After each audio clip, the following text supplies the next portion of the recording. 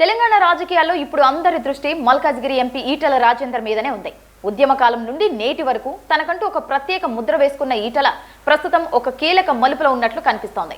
ముఖ్యంగా తన పుట్టినరోజు సందర్భంగా ఆయన చేసిన వ్యాఖ్యలు రాష్ట్ర రాజకీయాల్లో పెను సంచలనానికి తెరలేపాయి.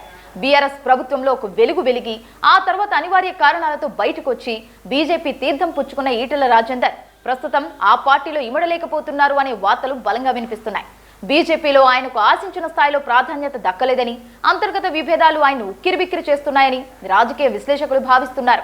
ఈ క్రమంలోనే కాంగ్రెస్ నుండి బయటకు వస్తున్న జీవన్ రెడ్డితో కలిసి ఈటల రాజేందర్ కూడా బీఆర్ఎస్ తీర్థం పుచ్చుకోబోతున్నారు అనే ప్రచారం జోరందుకుంది.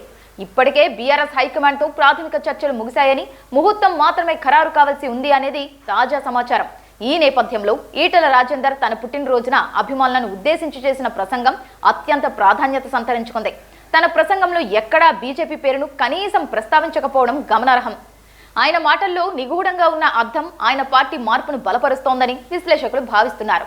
మాతో పెట్టుకోవడం అంటే ధర్మంతో పెట్టుకున్నట్టే, నిండు కుండ తొనకదు అంటూ ఆయన తన నైతిక బలాన్ని చాటుకున్నారు. తాత్కాలికంగా ఒడిదుడుకులు ఎదురైన అంతిమ విజయం ధర్మానిదేనని చెప్పడం ద్వారా ప్రస్తుతం తాను ఎదుర్కొంటున్న రాజకీయ ఒత్తిడిని సూచించారు. తెలంగాణ తెచ్చుకున్నది దోపిడీ కోసమో దొంగల కోసమో కాదు అని ప్రస్తుత పాలకులపై విమర్శలు చేస్తూనే తాను తెలంగాణ ప్రజల ఆకాంక్షలకు అనుగుణంగానే నడుచుకుంటానని స్పష్టం చేశారు. తెలంగాణ ప్రజల ఆలోచన ఏముంటుందో నా ఆలోచన కూడా అదే ఉంటుంది అని అనడం ద్వారా ప్రజల అభీష్టం మేరకు తన తదుపరి అడుగు ఉంటుందని హింట్ ఇచ్చారు. పులి బక్కబడ్డ పులిచార్లు పోవు అంటూ తన ఆత్మగౌరవాన్ని ఎవరూ అణచలేరని హెచ్చరించారు. అవమానాల నుండే ఘర్షణ నుండే మార్పు వస్తుందని చెప్పడం ద్వారా త్వరలోనే ఒక పెద్ద రాజకీయ మార్పుకు తాను శ్రీకారం చుట్టబోతున్నట్లు సంకేతాలిచ్చారు.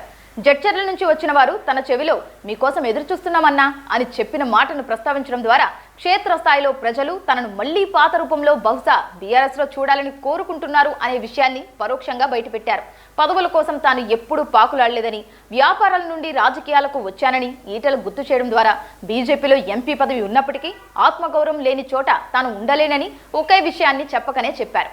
ఒకవైపు బీఆర్ఎస్ తన పాత సైనికులను మళ్లీ చేర్చుకోవడానికి సిద్ధంగా ఉండటం, మరోవైపు ఈటల మాటల్లో అధికార కాంగ్రెస్ పట్ల వ్యతిరేకత, ప్రస్తుత బీజేపీ పట్ల మౌనం కనిపిస్తుండటంతో ఈటల పునరాగమనం దాదాపు ఖాయమని రాజకీయ వర్గాలు భావిస్తున్నాయి.